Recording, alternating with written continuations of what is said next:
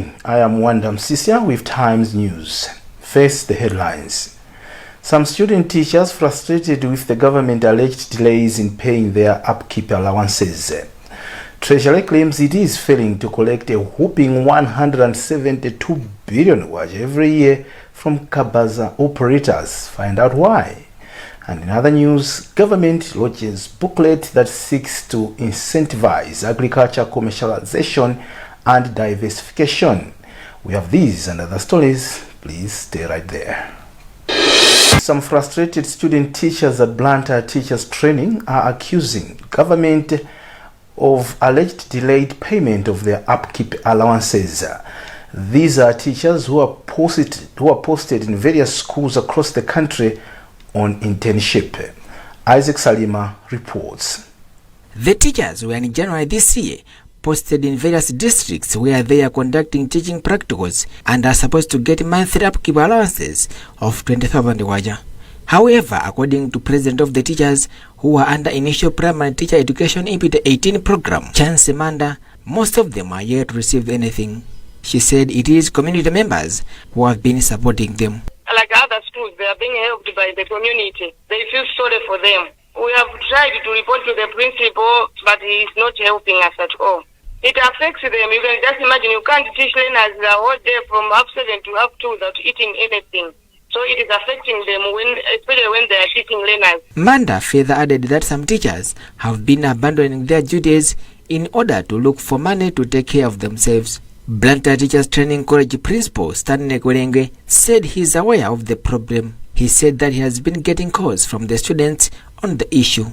He, however, said that it is the Ministry of Finance directly into the students' bank accounts and that the school's duty is just to compile the names and send to the ministry. Ministry of Finance spokesperson Williams Banda was yet to respond to our questionnaire. Education rights activist Benedicto Kondowe said authorities should address the matter. It will definitely affect them because it will take away their focus, especially where upkeep is not provided, because the same upkeep that makes them in a position to access necessities for their day-to-day life. Our expectation is that the government will do the needful to make sure that the upkeep allowance is provided. The teacher students are expected to finish their practicals later this month. The non-governmental organization Gender Coordination Network says it is impressed with the interest shown by some female members of Malawi Congress Party in contesting in various top leadership positions at the party's elective convention next month. For instance, Water and Sanitation Minister Abidamia is eyeing the party's vice presidency. Pempero Malimba reports. Mia is expected to stand as MCP's second vice president. She follows the footsteps of Chadinkachita Nkhoma, who recently showed interest to stand as MCP's Secretary General, while other reports indicate that Speaker of Parliament Catherine Goranhala is expected to stand as the party's first vice president. Mia said her candidature is premised on her commitment to support the party's vision in developing the country. As a woman with a proven track record of leadership and accomplishment, I'm confident in my ability to contribute meaningfully to the party's vision and to serve the people effectively.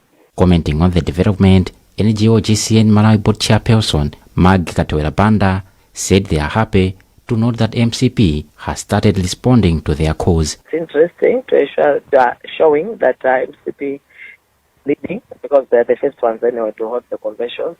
So I'm also calling upon all political parties to ensure that they are putting in place mechanisms of ensuring that women are feeling safe enough, they are feeling confident enough to participate in intra-party elections, but also in the general elections that are coming.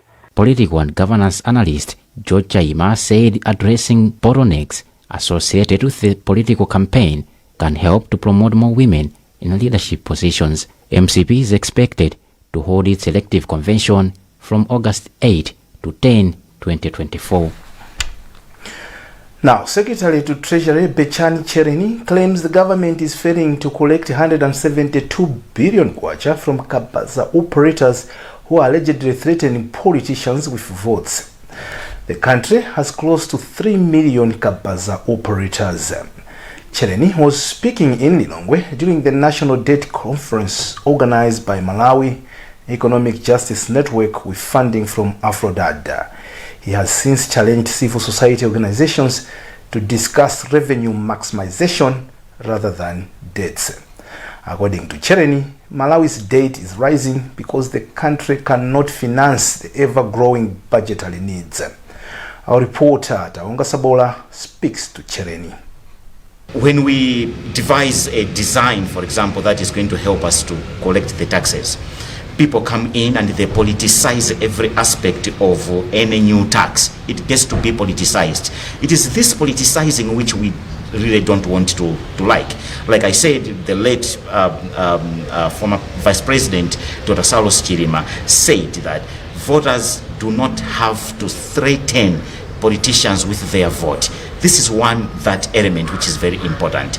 Let's all think about the importance of paying taxes, and when it comes to corruption or resources being abused, there are entities which have been put in place to make sure that resources are not being abused. Let them do their job also. In that way, then, this country can begin to talk about self-sufficiency. Otherwise, it will continue to be rhetoric. There are still ongoing prayers by religious groups seeking God's intervention on the challenges haunting the nation. Publicity Secretary for Religious Leaders Organization, Brian Nyirenda, says the nation is going through a lot. He was speaking in Lilongwe after holding nationwide prayers for Malawi and its leadership. Esna Tembo has compiled this report, which is being read in our studios by Malenga Chienda.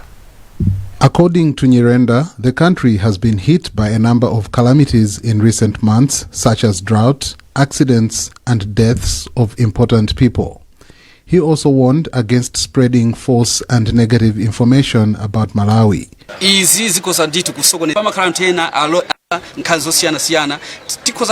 President of the country, religious leaders from different faith groups took part in the prayers.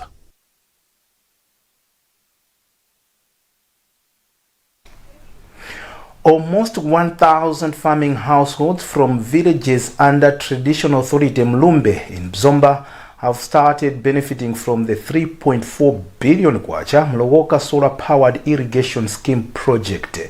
The 138-hectare scheme operating under the Mlowoka Water Users Association was established by the Malawi government through the Department of Irrigation in January this year. Luele Nimpasa has a report read by Sambanda Jr. President for Mlowoka Water Users Association, Asante Ndomondo, expressed optimism about the future.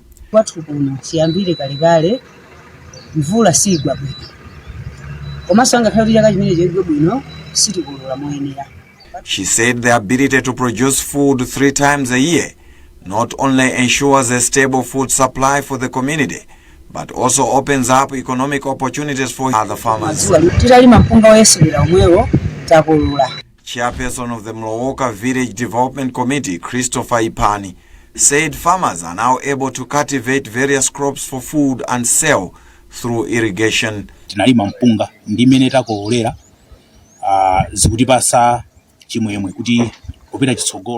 He said by prioritizing rural development and investing in resilient agricultural practices, the government is laying the groundwork for a more prosperous and self-sufficient nation. Wezi Chiumia, communication manager for FISID Limited Company, said the project represents a model of sustainable development and community empowerment that addresses the root causes of poverty and food insecurity. The climate has changed quite a lot. The rainfalls are not as they used to be back then. But now, for us to be a food secure nation, there is a need to do massive investments in irrigation. Not just another sort of irrigation, but solar-powered irrigation, because it's sustainable. The farming communities themselves can sort of manage them without having to worry about the bills that come with the grid connection. The project received financial funding from the International Fund for Agricultural Development, IFAD, through the Program for Rural Irrigation Development, PRIDE. In other news, agriculture authorities have launched a booklet that provides incentives and insights for the much-touted agriculture diversification and commercialization in the country.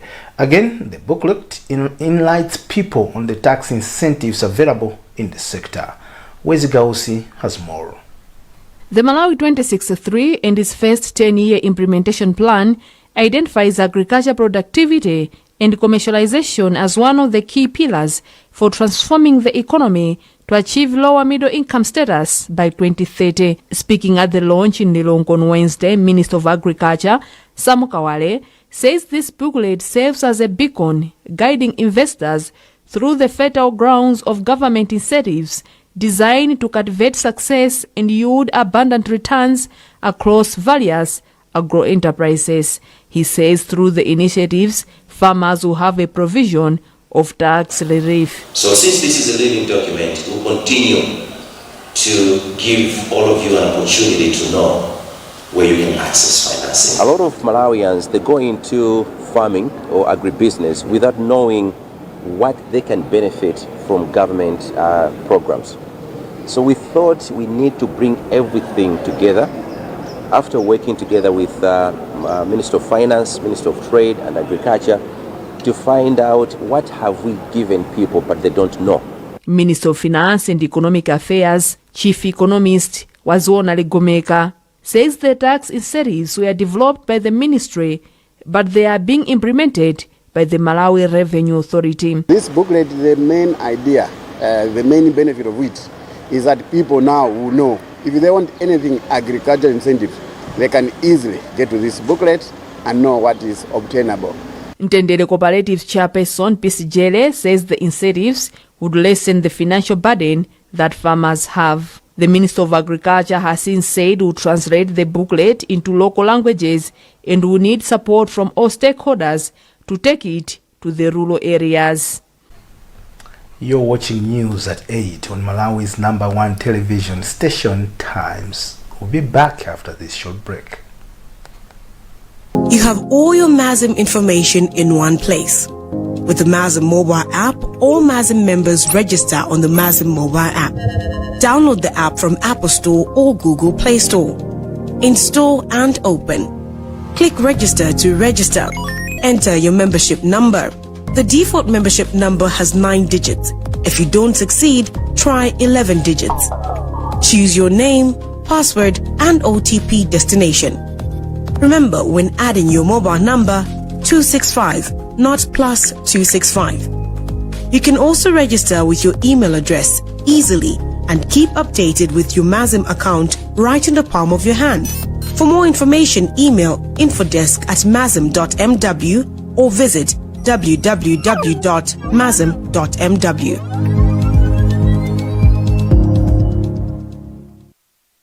Some of the best start from the streets of Africa. This is not just a game.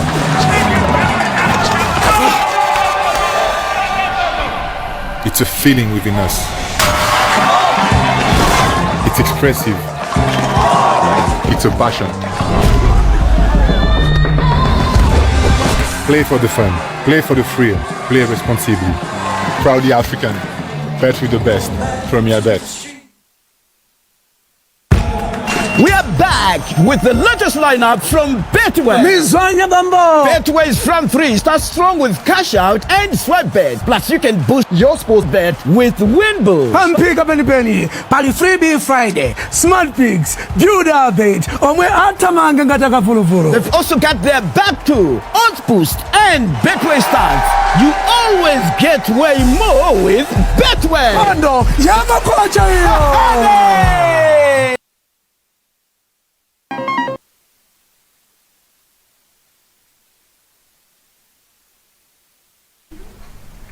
Welcome back to News at 8 on Times Television, TTV. A call has gone out to the country's institutions of higher learning to strive for operations beyond minimum standards. Principal Secretary in the Ministry of Education, Mangani Katundu, said this during the graduation ceremony for Exploits University in Lilongwe. Brenda Kayo has more in this report.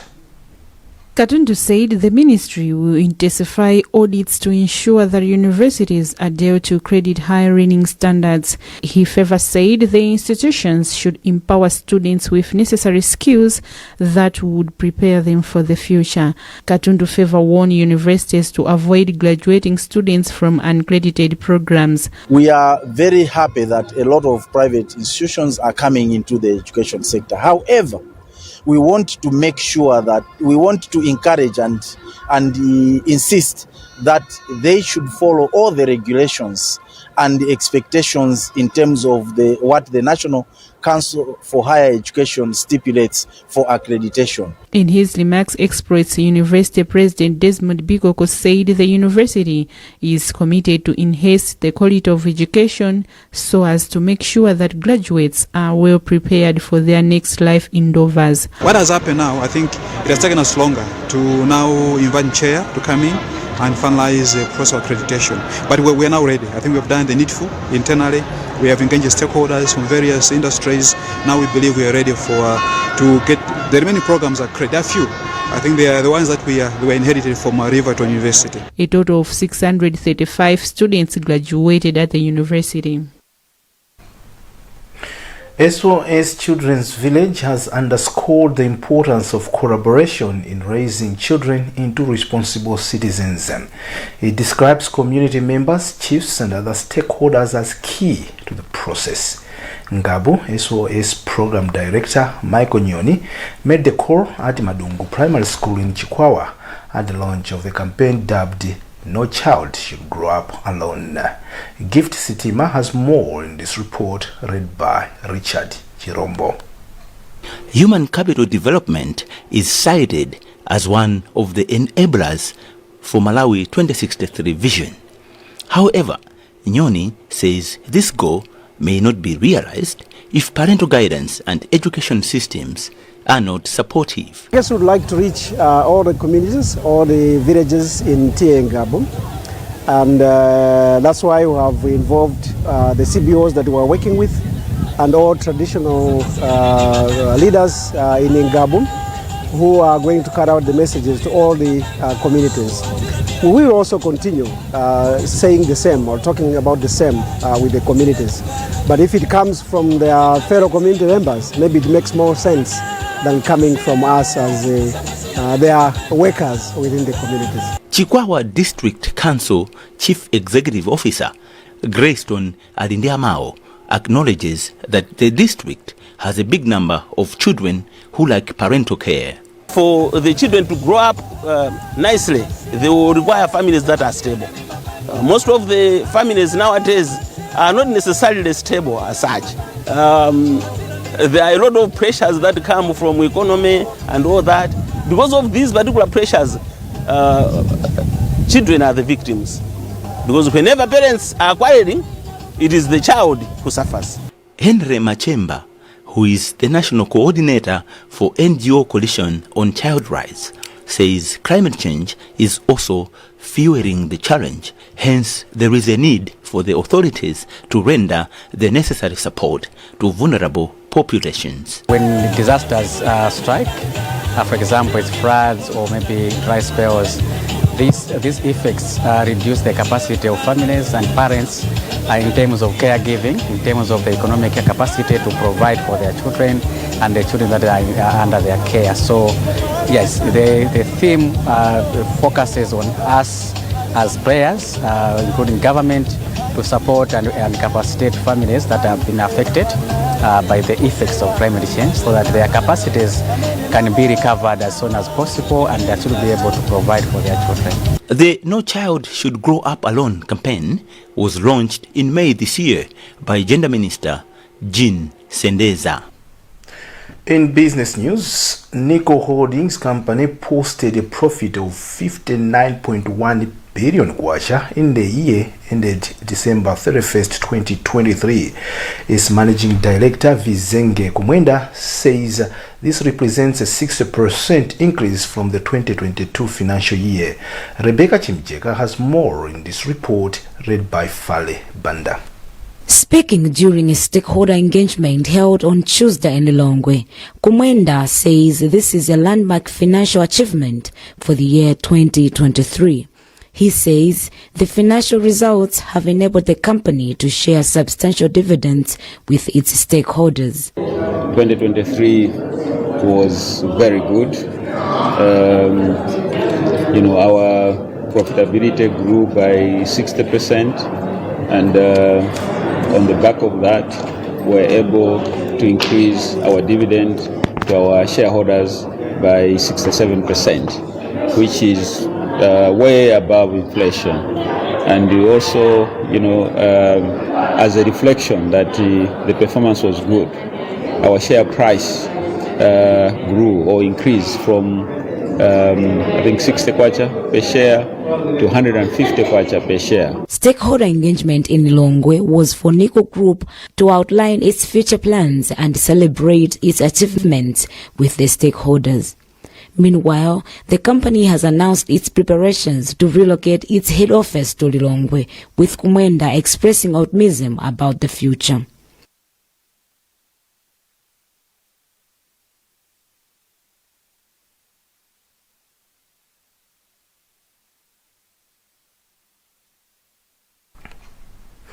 And now, the body of Presidential Advisor on Youth and Arts, iconic musician Lucius Banda, will be laid to rest today at Sosola village in Baraka district. President Lazarus Chakwera and his vice Michael Usi are expected to attend the burial ceremony of Banda, who is highly regarded as one of the country's greatest musicians.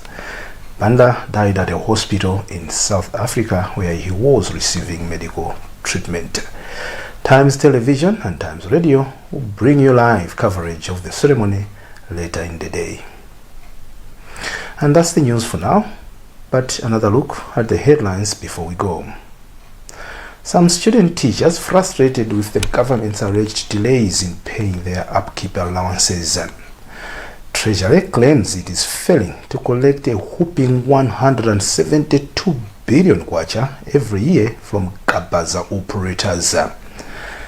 And government launches booklet that seeks incentive agriculture commercialization and diversification. You can get more on these and other stories by visiting www.times.mw, liking and following our Facebook page, which is Times 360 Malawi. You can X at Times 360 Malawi, and you can subscribe to 1895 by dialing *1895#. My name is Wanderer Msisya, and shortly we'll be crossing over to Balaka, where Yanko and Tabi are standing by for us to give us a live coverage of a funeral ceremony for Lucius Banda. Bye for now.